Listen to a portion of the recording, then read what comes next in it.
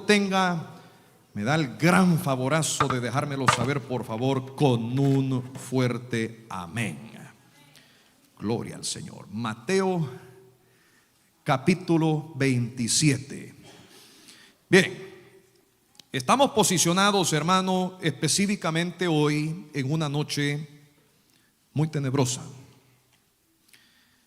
Me puse a pensar yo esto en este día, y usted sabe de que la muerte no es un tema fácil para hablar de, pero da la casualidad de que hoy llovió y se puso oscuro y tenebroso el día. Dije yo, wow,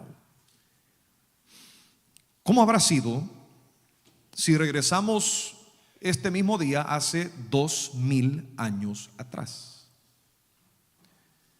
Cristo dio su último respiro a las 3 de la tarde. No se sabe qué tanto después, podemos suponer de que 1 o 2 horas después, Nicodemo con José de Arimatea fueron donde Pilato para conseguir el permiso de poder bajar el cuerpo de Cristo y darle una sepultura honrosa. Qué linda la participación de esos dos.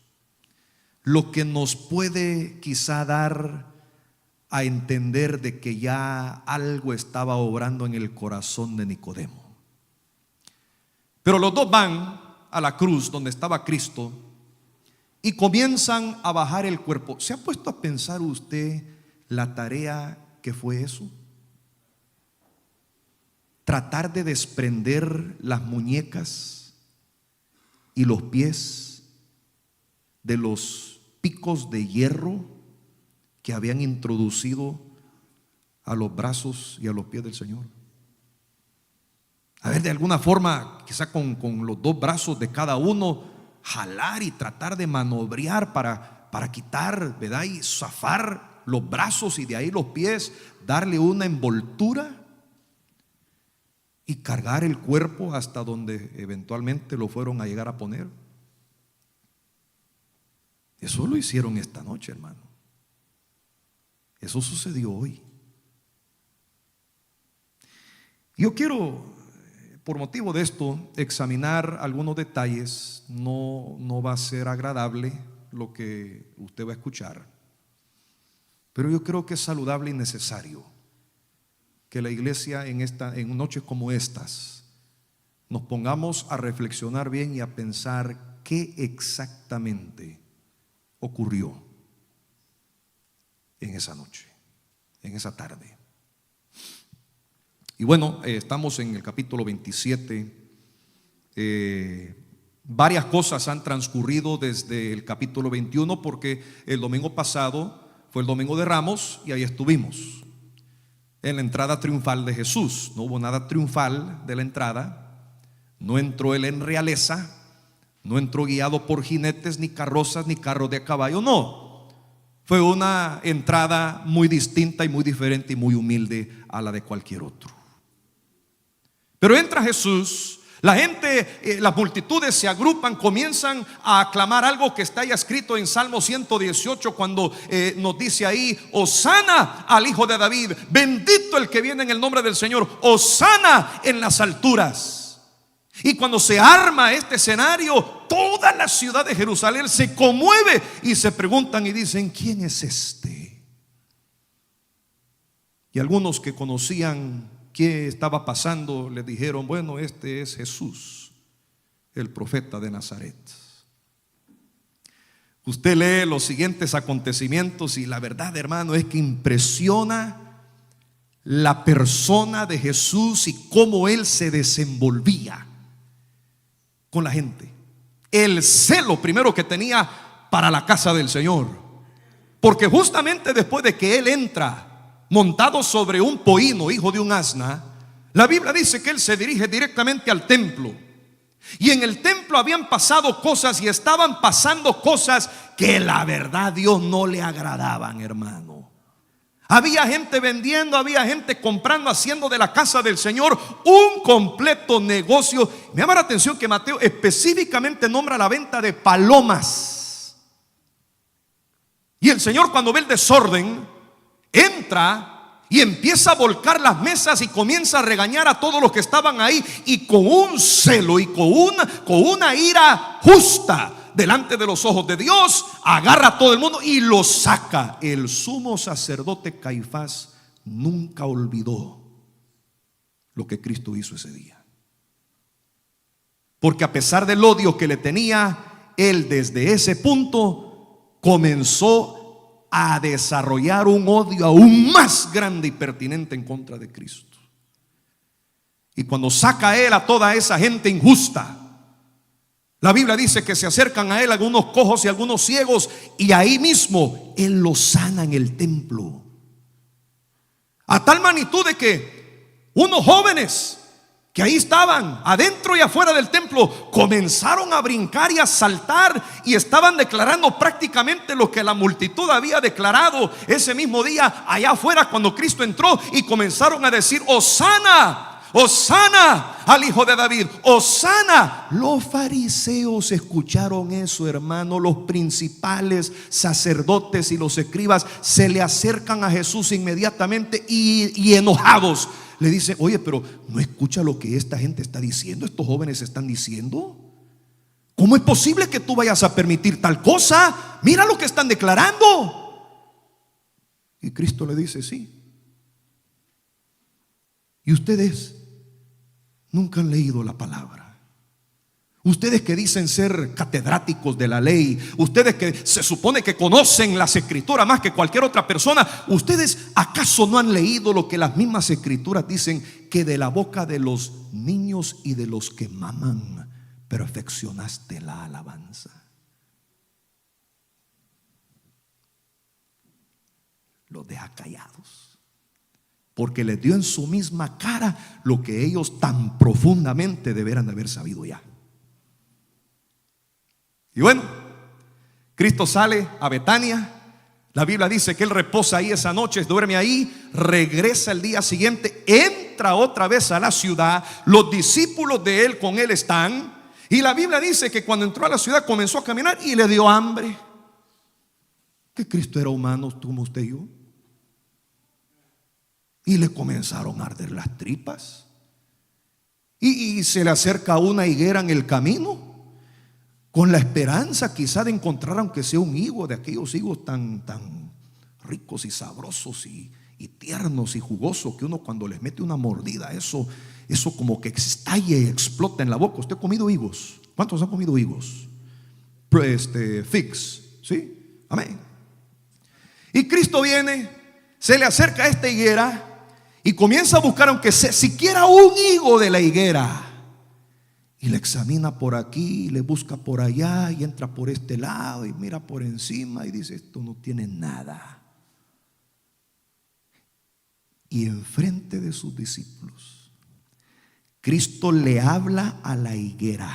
Oiga, le habla a la higuera y le dice: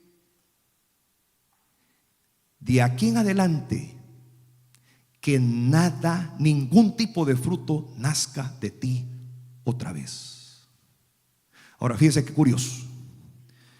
Mateo nos dice que ahí mismo comenzó a morir la mata, el árbol. Marcos nos dice que se fueron y al día siguiente que regresaron ya estaba seca. Pero el punto es que la higuera se murió cuando Cristo le dijo esas palabras. Y Mateo, observando todo esto, comienza a decir en su evangelio, y dice que los discípulos le preguntaron a Jesús y le dijeron: pero ¿y cómo sucedió esto de la higuera? Lo que tú acabas de hacer, ¿cómo lo hiciste? Y Cristo les dice lo siguiente. Le dice: de cierto os digo que si tuviereis fe y no dudaréis, ustedes podrán hacer lo que ha pasado ahorita con la higuera. Y encima de esto podrán decirle a este monte. ¿Y cuál monte era el que estaba ahí? El monte de los olivos. Mole de montaña. Pueden decirle a este monte: échate en el mar, y así va a pasar. ¿Sabe qué estaba diciendo Jesús? que el Señor los iba a dotar de un poder en la oración, hermano querido, porque cuando uno cree sin dudar y se lo pide al Señor de todo corazón, para el cristiano no hay nada imposible. Nada. ¿Qué tiene usted cargando ahora mismo en su corazón que le está pesando?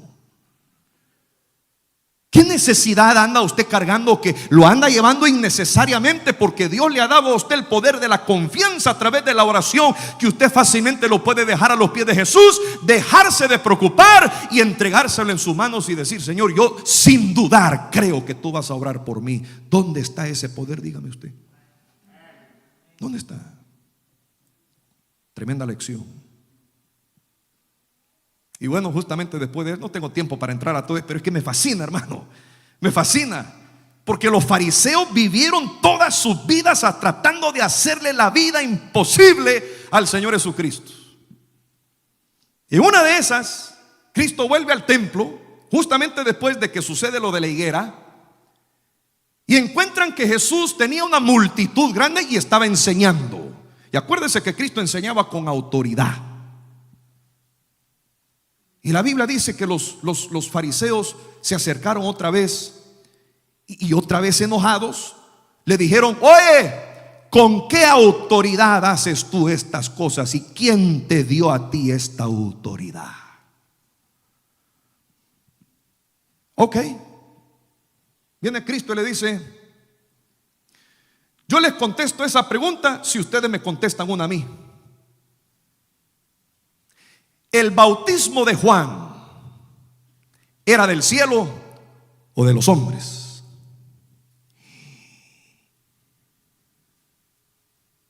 Y comenzaron a agruparse ahí los doctores de la ley, estos hombres sumamente preparados en la teología, y comenzaron a hablar entre sí. Dijeron: bueno, tremenda pregunta que nos hizo. Mira, porque si decimos que sí, nos va a decir: ¿y por qué no le creísteis? Y si le decimos que no, muchachos, toda esta gente se nos va a venir encima, porque esta gente tuvieron a Juan por profeta. O sea que Cristo les da una contrapregunta y los pone directamente en contra de la espada y la pared, a tal punto que estos hombres sumamente doctos y preparados llegaron a la conclusión y dijeron: no le vamos a responder palabra.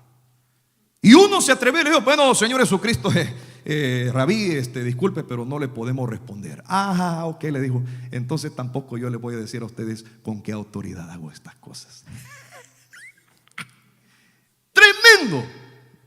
Después de eso, hermano, usted puede leer. No hay tiempo para entrar en detalle a todas estas cosas, pero Cristo dice un par de parábolas. Habla de unos labradores malos, habla de una fiesta de bodas, responde una pregunta de los impuestos, del tributo. Habla otra vez más de su resurrección. Mire, 4 diferentes veces Él específicamente le dice a sus discípulos: es necesario que el Hijo del Hombre sea entregado a manos de hombres, que muera, fuese sepultado y resucite al tercer día. 4 registradas. ¿Usted cree que eso les entró por la cabeza? Ni papá. De haberse ellos recordado y registrado bien lo que el Señor tan claramente les dijo 4 veces, no hubieran andado deprimidos o decepcionados o entristecidos cuando Cristo al fin muere, porque se hubieran recordado específicamente lo que los ángeles le dijeron a las mujeres cuando ellas fueron al sepulcro ese día. ¿Acaso no se acuerdan ustedes de lo que Él dijo? Y fíjese que antes de caerle duro a esos hombres, ¿por qué no nos echamos un vistazo nosotros a nosotros mismos? ¿Usted se acuerda del sermón del domingo pasado? ¿Usted se acuerda de lo que enseñó el hermano David hace 2 semanas atrás? ¿Usted se acuerda de lo que la última vez que predicó Mike, qué fue lo que él predicó? ¿Me entiende?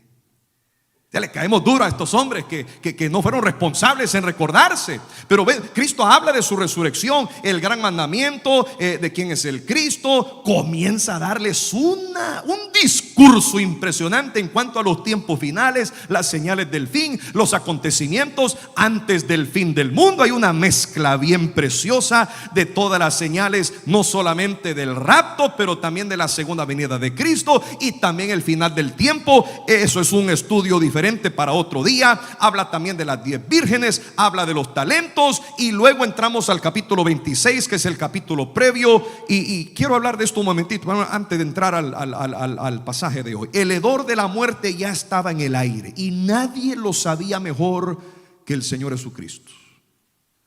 Los discípulos no tenían ni la menor idea. Y a poca distancia de donde estaba Jesús, se estaba llevando a cabo una reunión para planificar el asesinato de él. No cualquier asesinato, el asesinato y la muerte del Mesías. Los discípulos del Señor todavía estaban meditando en el escenario del día previo, que comenzó en la loma del Monte de los Olivos. Les había comenzado a hablar de los planes y de los detalles del futuro en el capítulo 24. ¿Quiénes de ellos se iban a imaginar que estaban a unas cuantas horas de ver a Cristo respirar por última vez? Él lo sabía, porque Él conocía todas las cosas. En el capítulo anterior había un complot que se llevó a cabo. Los principales sacerdotes se reúnen con Judas. Cristo había entrado a la aldea de Betania, la casa de un hombre llamado Simón, el que antes había sido un leproso, había sido ungido por una mujer que se le había acercado y había roto un frasco de alabastro de precio muy caro, lo había derramado el contenido sobre la cabeza del Señor. La gente que estaba presente se enfurece, le dice: oye, pero ¿qué pasa aquí? ¿Acaso no se puede vender eso y dárselo a los pobres y a los necesitados? Y Cristo le dice: no, señores, a los pobres siempre los tendréis, pero a mí no siempre me tendréis. Lo que ha hecho esta mujer es que me ha preparado para mi sepultura, porque me va a tocar morir en unas cuantas horas. De cierto os digo que donde quiera que se predique este evangelio, se va a mencionar lo que esta mujer ha hecho hoy para mí. Mientras eso se lleva a cabo, Judas se acerca a los sacerdotes y se pone de acuerdo que por 30 piezas de plata iban a poder arrestar a Jesús y luego matarlo. Esa noche el Señor sube a un aposento alto, se lleva a cabo la última cena entre él y sus discípulos. Después de cenar cantan un himno, el Señor sale con sus discípulos y les dice algo que los deja fríos. Cabal después de tener la última cena, bajan del aposento y Cristo les dice esto: todos vosotros os escandalizaréis de mí esta noche, porque escrito está: heriré al pastor y las ovejas del rebaño serán dispersadas. Pero después que haya resucitado, iré delante de vosotros a Galilea. Y Pedro responde cuando escucha eso, y Pedro responde y dice: Señor, aunque todos se escandalicen de ti, yo nunca me escandalizaré. Y Cristo agarra a Pedro y le dice: ay, Pedrito, si tú tan solo supieras que antes que el gallo cante hoy por la madrugada, tú me habrás negado 3 veces. ¿Qué?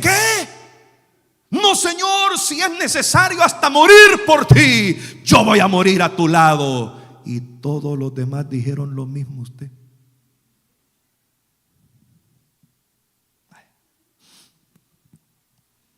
Bueno, Jesús entra al Getsemaní.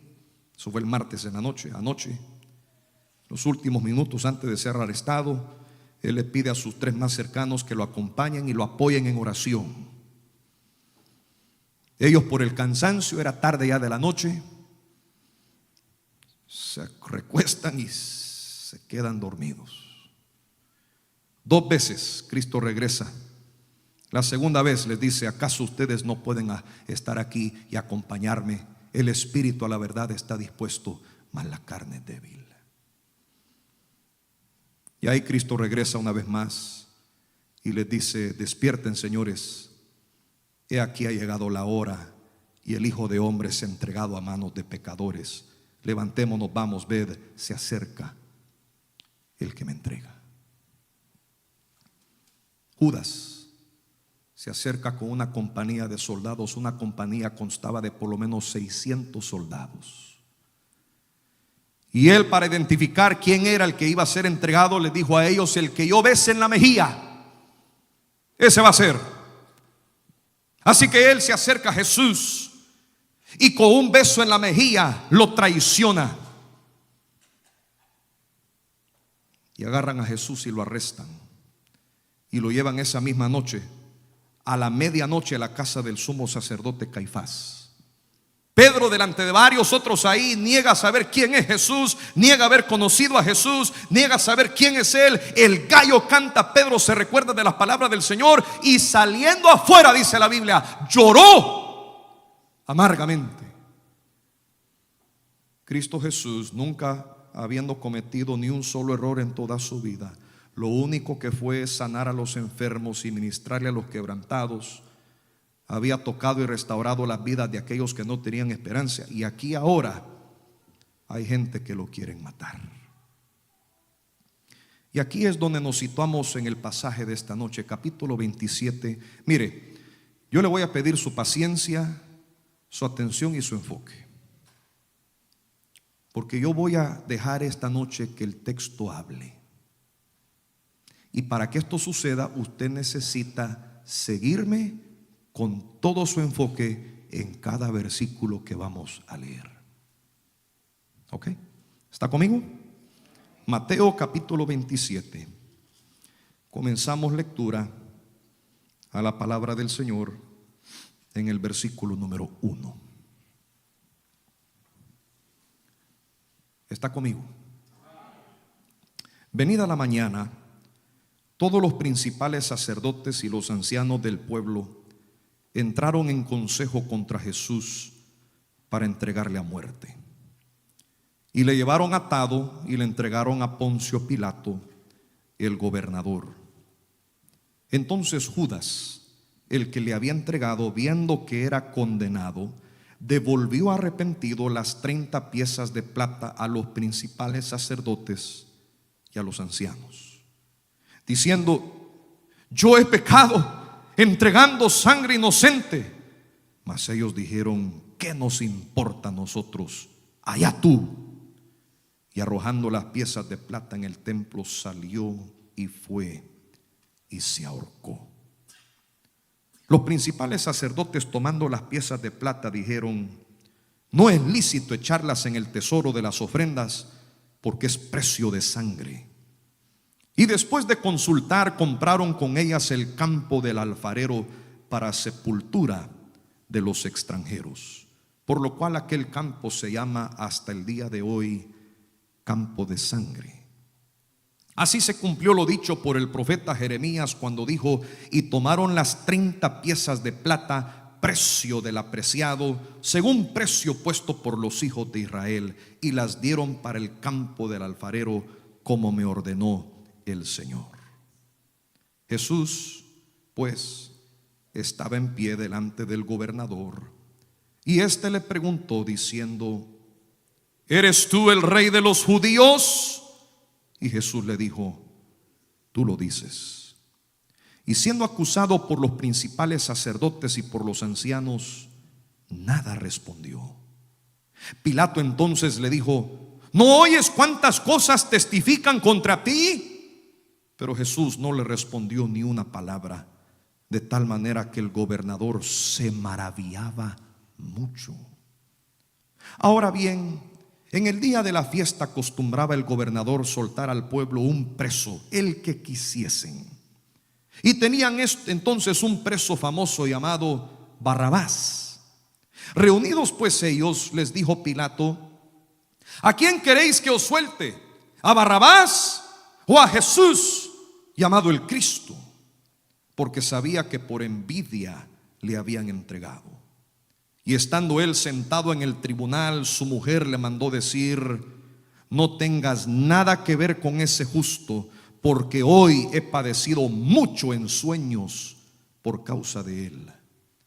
Pero los principales sacerdotes y los ancianos persuadieron a la multitud que pidiese a Barrabás y que Jesús fuese muerto. Y respondiendo el gobernador les dijo: ¿a cuál de los dos queréis que os suelte? Y ellos dijeron: a Barrabás. Pilato les dijo: ¿qué pues haré de Jesús llamado el Cristo? Todos le dijeron: sea crucificado. Y el gobernador les dijo: pues, ¿qué mal ha hecho? Pero ellos gritaban aún más, diciendo: sea crucificado. Viendo Pilato que nada adelantaba, sino que se hacía más alboroto, tomó agua y se lavó las manos delante del pueblo, diciendo: inocente soy de la sangre de este justo, allá vosotros. Y respondiendo todo el pueblo dijo: su sangre sea sobre nosotros y sobre nuestros hijos. Entonces le soltó a Barrabás, y habiendo azotado a Jesús, le entregó para ser crucificado. Entonces los soldados del gobernador llevaron a Jesús al pretorio y reunieron alrededor de él a toda la compañía, y desnudándole le echaron encima un manto de escarlata y pusieron sobre su cabeza una corona tejida de espinas y una caña en su mano derecha, e hincando la rodilla delante de él le escarnecían diciendo: salve, rey de los judíos. Y escupiéndole tomaban la caña y le golpeaban en la cabeza. Después de haberle escarnecido, le quitaron el manto, le pusieron sus vestidos y le llevaron para crucificarle. Cuando salían, hallaron a un hombre de Cirene que se llamaba Simón. A este obligaron a que llevase la cruz. Y cuando llegaron a un lugar llamado Gólgota, que significa lugar de la calavera, le dieron a beber vinagre mezclado con hiel, pero después de haberlo probado, no quiso beberlo. Cuando le hubieron crucificado, repartieron entre sí sus vestidos, echando suertes para que se cumpliese lo dicho por el profeta: partieron entre sí mis vestidos, y sobre mi ropa echaron suertes, y sentados le guardaban ahí. Y pusieron sobre su causa escrita: este es Jesús, el Rey de los judíos. Entonces crucificaron con él a dos ladrones, uno a la derecha y otro a la izquierda. Y los que pasaban le injuriaban, meneando la cabeza y diciendo: tú que derribas el templo y en 3 días lo reedificas, sálvate a ti mismo. Si eres hijo de Dios, desciende de la cruz. De esta manera también los principales sacerdotes, escarneciéndole con los escribas y los fariseos y los ancianos, decían: a otro salvó, a sí mismo no se puede salvar. Si es el Rey de Israel, descienda ahora de la cruz y creeremos en él. Confió Dios, líbrele ahora si le quiere, porque ha dicho: soy hijo de Dios. Lo mismo le injuriaban también los ladrones que estaban crucificados con él. Y desde la hora sexta, 12 del mediodía, hubo tinieblas sobre toda la tierra hasta la hora 9. Cerca de la hora 9, 3 de la tarde, Jesús clamó a gran voz, diciendo: Elí, Elí, lama sabactani. Esto es: Dios mío, ¿por qué me has desamparado? Algunos de los que estaban ahí decían al oírlo: a Elías llama a este. Y al instante, corriendo, uno de ellos tomó una esponja y la empapó de vinagre, y poniéndola en una caña le dio a beber. Pero los otros decían: deja, veamos si viene Elías a librarle. Mas Jesús, habiendo otra vez clamado a gran voz, entregó el Espíritu. Y ahí murió nuestro Señor. Bendice, oh Padre, esta pequeña meditación. Toma control de todo lo que se va a decir. En el nombre de Jesús. La historia del mundo contiene muchas formas y maneras muy grotescas de poder matar a un ser humano. Gente muy enferma y psicópata han gobernado naciones y reinos en el pasado y han formulado varias diferentes formas para ejecutar a gente y hacerlo de la manera más lenta, más despacia y más agonizante posible. Trata, por favor, lo más que puedas de pensar e imaginar el grado de tortura, de dolor y de brutalidad que recibió el Señor Jesucristo el día que murió. La indignidad y la extensa humillación que él atravesó. En el versículo 27 nos habla aquí el texto diciendo que los soldados llevaron a Jesús a un lugar llamado el pretorio. En griego es la palabra pretorium. Viene siendo el equivalente a cuartos de vivienda de soldados. En inglés le dicen barracks. Y reunieron alrededor a él toda la compañía. ¿De qué consistía una compañía de soldados? Una compañía era una décima parte de una legión, 600 hombres por lo menos, juntados dentro del pretorio, como un lugar similar al que está viendo aquí en la pantalla, para hacer el espectáculo de lo que ellos querían hacer con Jesús. Le golpean, agarran sus puños y con los puños le dan en la frente, en la cara, en la mejilla, le dan en la nariz, a lo mejor quebrándole a él su nariz, le dan por los dientes, a lo mejor le zafaron un par de dientes al pegarle esos puñetazos encima de la cabeza. Le empezaron a dar fuertes golpes a nuestro Señor Jesucristo. Lo disfrazan luego como un rey, poniéndole un manto de escarlata, y en forma de burla agarran un pedazo de caña en su mano y se lo ponen en la mano para representar el cetro de un rey. Necesitaban una corona, porque para poder hacer la burla completamente eficaz necesitaban una corona. Así que agarraron unas espinas y lo insertaron en medio de una corona al cráneo de nuestro Señor, mientras le gritaban y le injuriaban y le menospreciaban, diciendo: salve, Rey de los judíos, salve, Rey de los judíos. Otro evangelio nos dice de que le cubrieron el rostro, y al cubrirle el rostro le daban golpes y le daban bofetadas y le golpeaban la cabeza, y de burla le decían: dinos quién fue el que te pegó.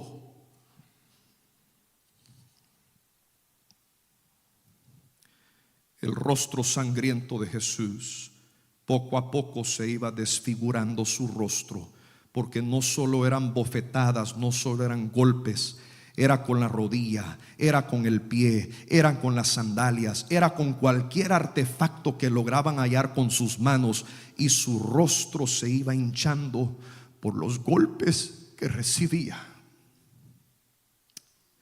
Luego lo guían hacia afuera para empezar a encaminarlo hacia el monte de la calavera. Pero antes de eso lo tenían que azotar. Y en los tiempos de Jesús habían dos formas de azotar a la gente. Número uno estaba el azote judío, y número dos estaba el azote romano. El azote judío se describe en Deuteronomio capítulo 25 del 1 al 3, donde dice que una persona no podía ser azotada más de 40 veces. Los judíos, como temían quebrantar la ley de Dios, llegaban lo más cerca que podían a las 39 veces y contaban con precisión cada azote para no pasarse de los 40. Pero el azote romano no tenía límite. No había un número de azotes específicos que una víctima podía recibir. Por eso es que el azote romano muy comúnmente le ponían como el apodo la mitad de la muerte.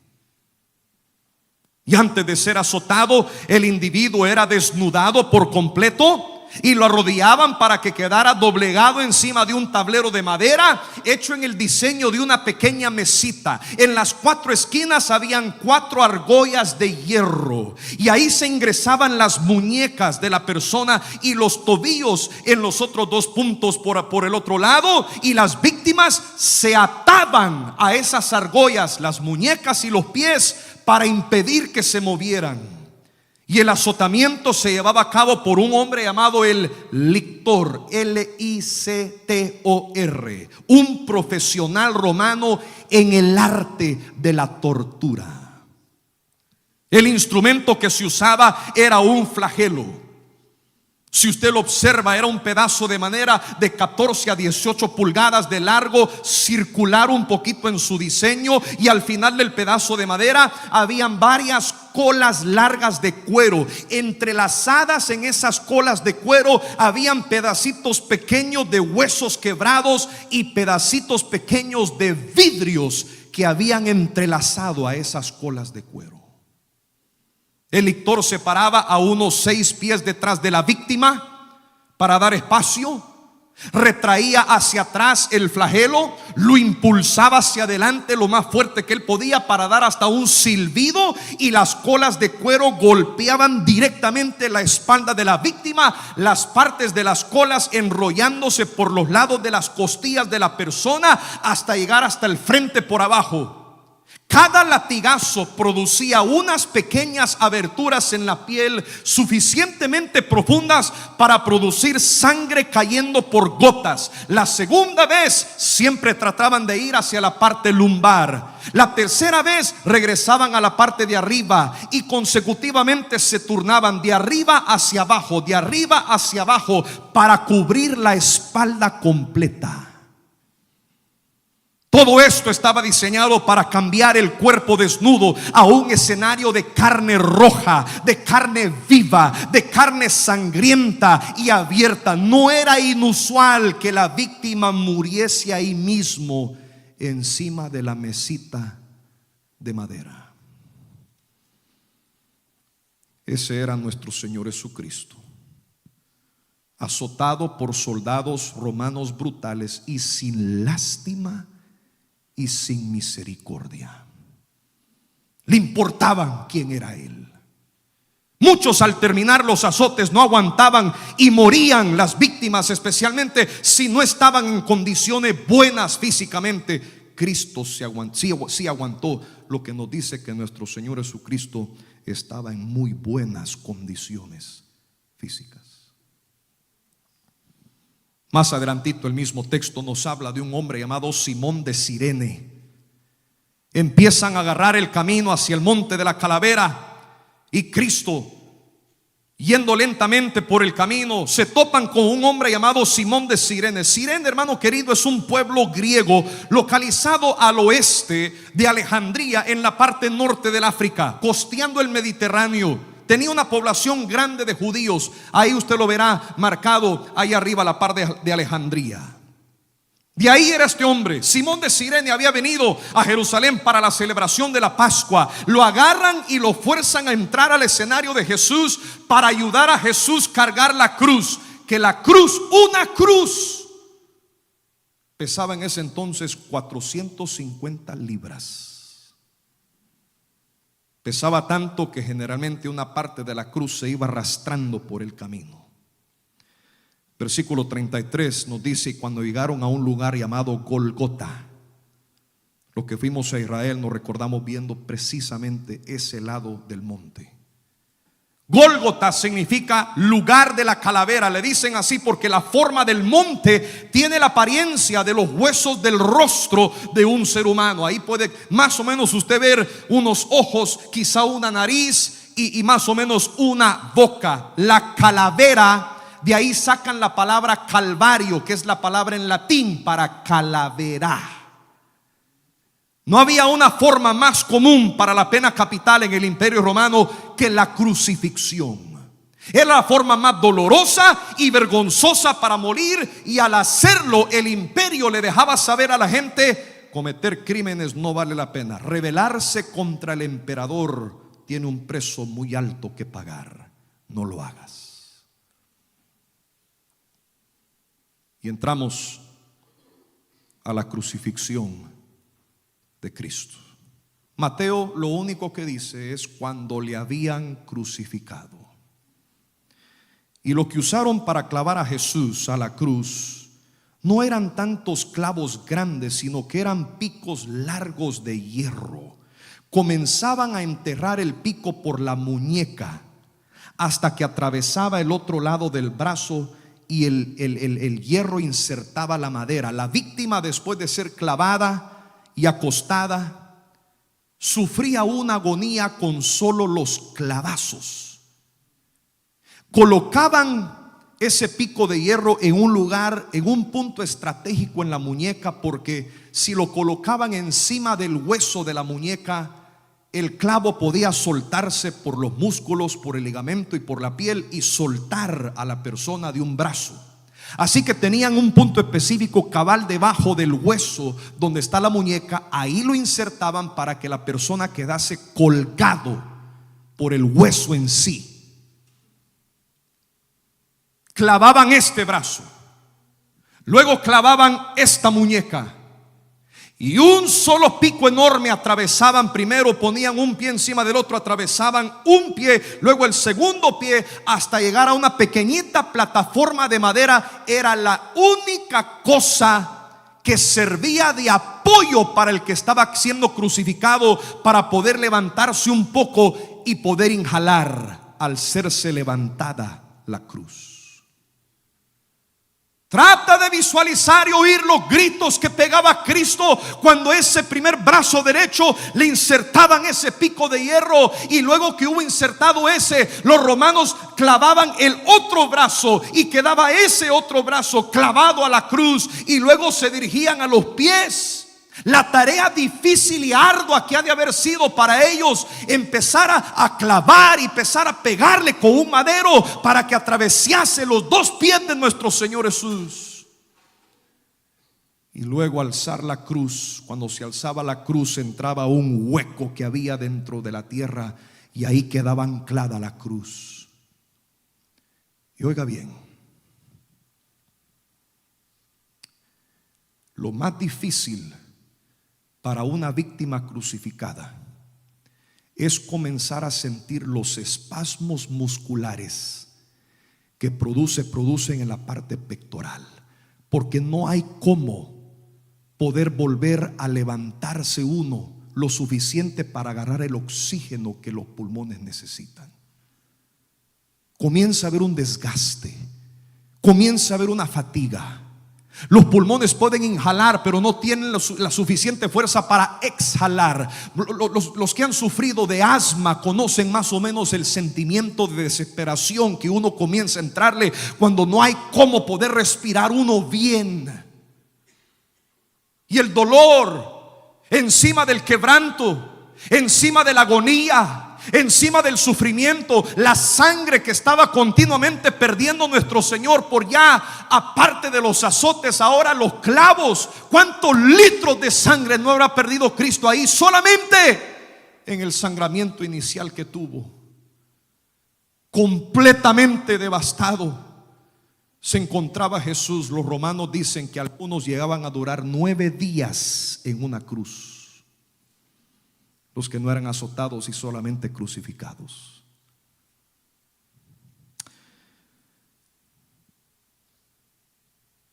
Yo voy a terminar con esto.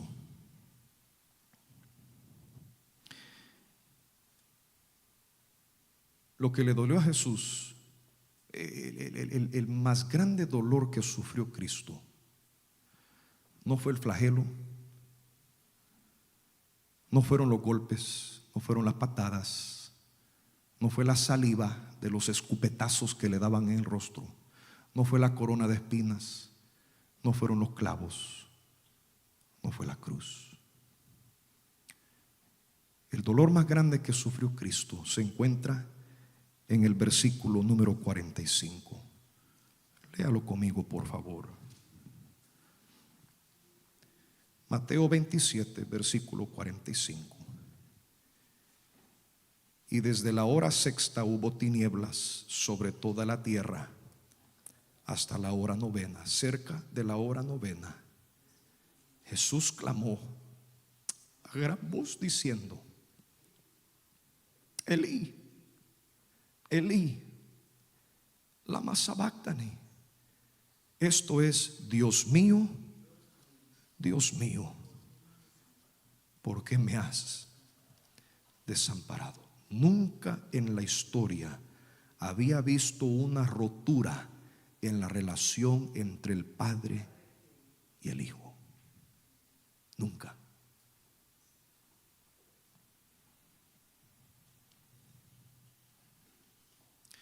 Pero por primera vez, Dios el Padre abandona a su mismo Hijo. ¿Por qué? Porque el Cordero de Dios estaba llevando los pecados tuyos y los pecados míos y los pecados de toda la humanidad.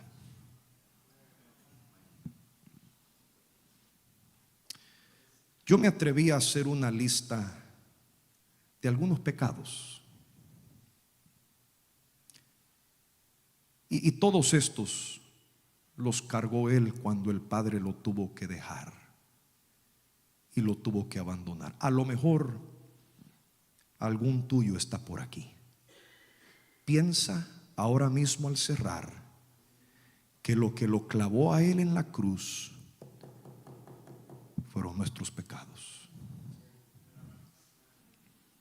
Abuso, adulterio, odio, arrogancia, soberbia, malicia, amargura, codicia, quejas, enojo, contención, mentira, engaño, fraude, faltándole el respeto a tu papá o a tu mamá, motivos malos del corazón, fornicación, falsificando reportes de impuestos, no ser generosos o dadivosos, egoísmo, glotonería, chisme, avaricia, resentimiento, hablar mal de otros, hipocresía, idolatría, indiferencia espiritual, inmodestia,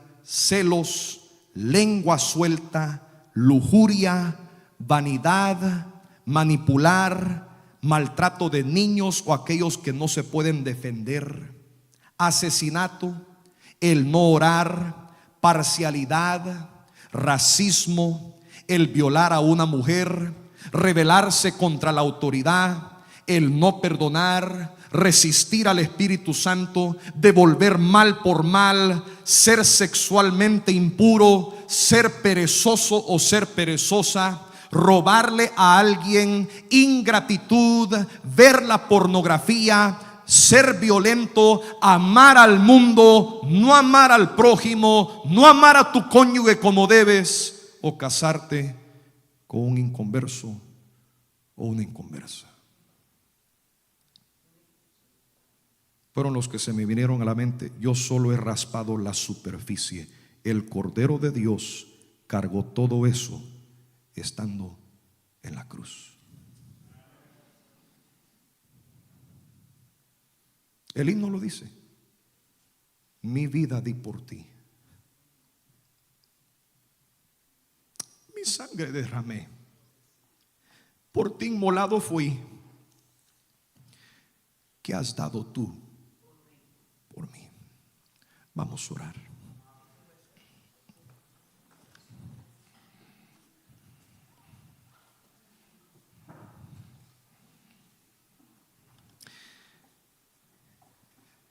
Esta noche, oh Dios, fue la noche que tú moriste.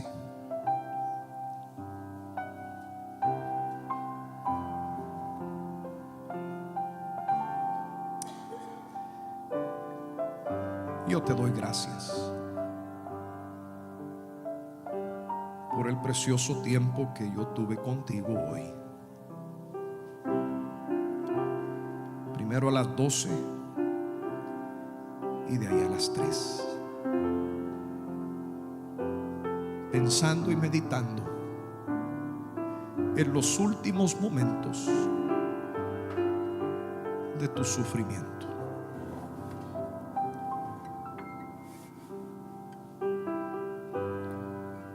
Lo hiciste, oh Dios, por amor a nosotros. ¿Quién somos nosotros para merecer tan grande amor?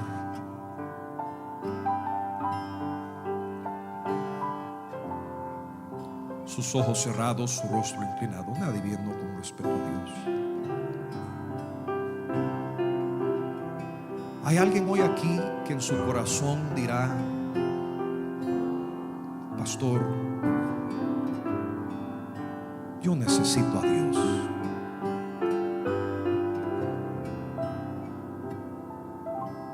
¿Qué si usted muere el día de hoy? Si la muerte en esta noche viniese por usted, ¿está seguro, está segura de ir al cielo? ¿Tiene usted la completa paz en su corazón de que usted iría a la gloria si muere hoy? Si no tiene esa paz, si no tiene esa seguridad, usted no ha recibido a Jesús en su corazón y usted necesita hacerlo hoy.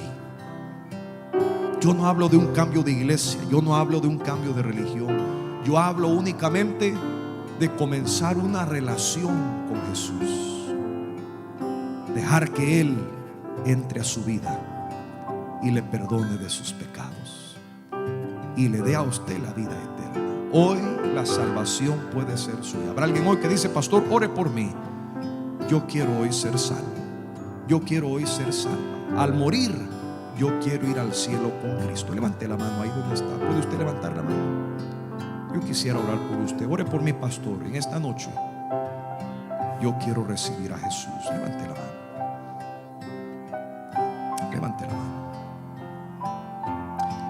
Cristiano, hijo de Dios, en una noche como esta, Cristo murió por usted y por mí.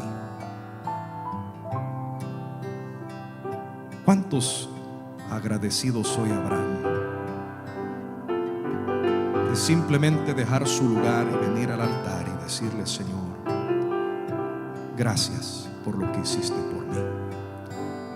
Venga usted, yo le invito a venir. Dios le bendiga. Dios le bendiga. Dios le bendiga. Qué noche más linda, qué noche más especial. Qué tan indignos somos de lo que Cristo hizo por nosotros. Dios le bendiga. Dios le bendiga. Alguien más. Gloria a Dios.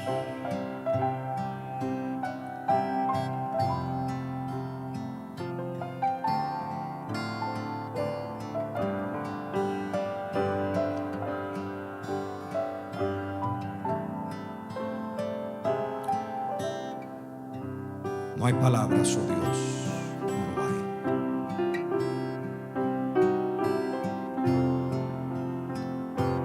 no hay. No hay forma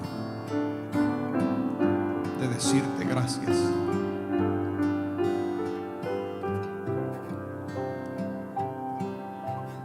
Porque tú lo sufriste todo por nosotros.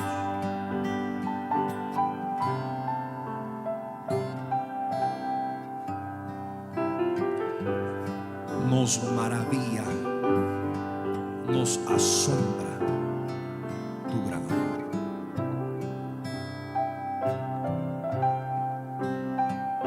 Como tú fuiste tan dispuesto a atravesar lo que atravesaste por amor a nosotros. Oh, gracias.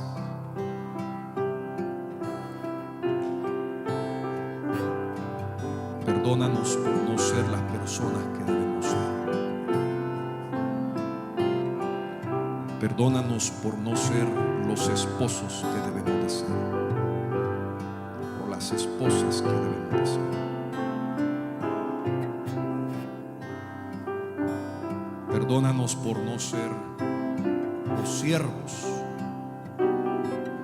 los empleados, los servidores, los ciudadanos que debemos de ser. En el nombre de Jesús. Amén y amén.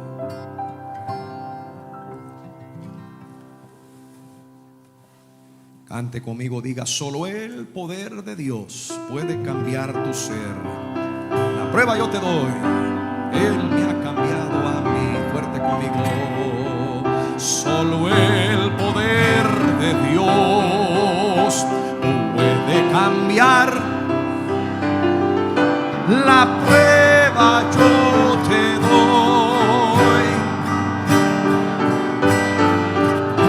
¿No ves? ¿No ves que soy feliz sirviendo? Nueva criatura soy, nueva.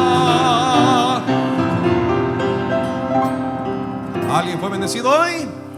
Padre querido, despídenos con tu paz y tu bendición y dirígenos a casa con la buena mano tuya. En el nombre de Cristo, amén y amén. Busque a alguien, salúdele, dígale: qué gozo ha sido verte, mi hermano. Gracias por haber estado hoy con nosotros. Dios me lo siga bendiciendo y será entonces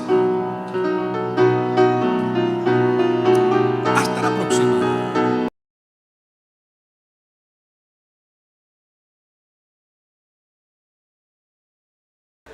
Muchas gracias por haber visto este video. Esperamos haya sido de mucha bendición para su vida espiritual. Si le gustó, dele un like, por favor, compártalo con otras personas y suscríbase a nuestro canal para futuras predicaciones. Dios les bendiga. Hasta la próxima.